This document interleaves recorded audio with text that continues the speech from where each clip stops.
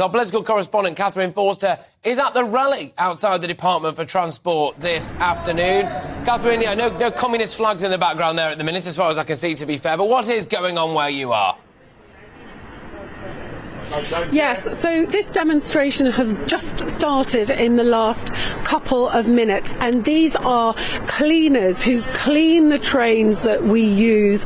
They are saying that they need better pay, better conditions and pensions. They are outsourced, so they're subcontracted out to other companies who employ them. And Mick Lynch of the RMT is saying that these are some of our forgotten workers, that during the pandemic, of course, we realised how important these key workers are, and we praised them and we said that we would appreciate them, but in fact nothing has changed. They're saying that they're increasingly reliant on food banks, using credit cards, that they are, about 90% of them, unable to make ends meet. And of course this is the problem, isn't it? Inflation is rocketing.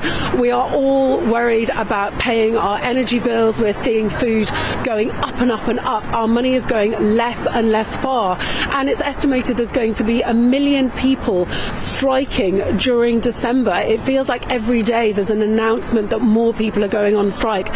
Ambulance workers were the latest to announce yesterday, and the government are saying that the rail unions are now being unreasonable. Mark Harper, the Transport Secretary, met with RMT boss Mick Lynch a couple of weeks ago. The noises then were all positive, but the offer that was made of 9% over 2 years has been flatly rejected by the RMT, though Mark Harper is still saying, please just put it before your members. So the strikes look set to go ahead, in fact even more strikes than before, and the government are now looking at legislation. We've heard about it for a while, haven't we? Minimum service levels, so that maybe 30% of trains would have to run. But of course that is not going to help us in the immediate future, and coming towards Christmas, people worried about how to get across the country, worried about care if they get sick, if they need an ambulance.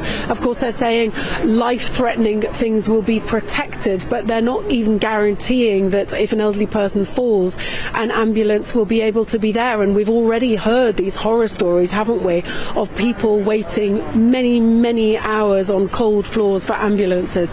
So very difficult for the government, very difficult obviously for striking workers who are going to lose money they can ill afford, and no real end in sight with these strikes.